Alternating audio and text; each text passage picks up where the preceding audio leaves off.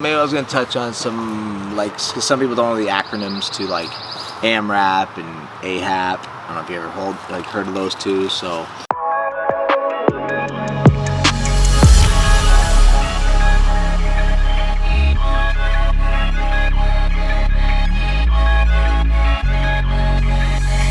What do you want to talk about today? Actually, what do you want to start with? Maybe I was going to touch on some, cause some people don't know the acronyms to like AMRAP and AHAP. I don't know if you ever heard of those two, so. AMRAP is the acronym for as many reps as possible.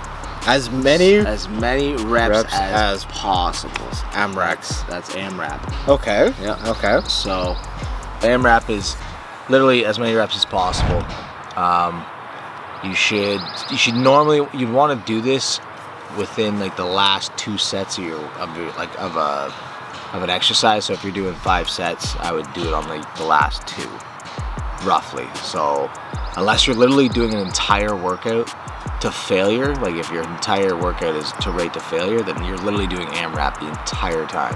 So I like to incorporate it as in like either the last set or the last 2 sets, depending on just how I feel in the day. If I need to really get a good pump, a good contraction, then I'll just fire it off as best as I could.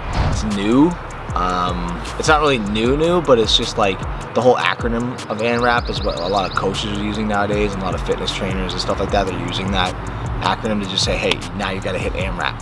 Yeah. You did your 4 sets, you did your 3 sets, whatever, but now you got to hit AMRAP, because now you're just gonna go ham on it, and you're just gonna try to exert the muscle. You're gonna pump like as much blood as you literally can, and rip fascias and tear muscle down, break it down so that it can rebuild later on when you rest and sleep and all that lovely stuff that you need to do in order to get big. Because you could literally just do 4 sets of 12, or and just keep it consistent, right? You can do 4 working sets of 12, or you could do 4 progressive overload sets of 12, so you keep moving up in weight. So okay, that's how you're actually gonna build muscle in the long run. Working sets are only gonna do so much. Like, you literally have to put that progressive overload into action, so that it'll help build, it helped me build a shit ton of muscle. I was 155 when I started, so I'm up to $190 now. Took me roughly about 3 years, but I never steered away from the progressive overload. It's always been a progressive overload. It's only been recently, now that it is summer and it's kind of like shredding season, so I try to do kind of I try to hit every muscle group twice a week, so at least that second kind of workout is more or less like a working set. So if I've done shoulders already, it's usually a progressive overload and then a working set, and the next workout. But that usually incorporates AMRAP, because working sets don't really they fire it well, but they don't do it as well as a progressive overload for me, because I've done so much overload throughout the years that the working sets are good. So the last 2 sets, I like to just go straight ham and burn out the muscle until I'm pert near fucking crying. That's just how it goes. That's how I see it. That's how I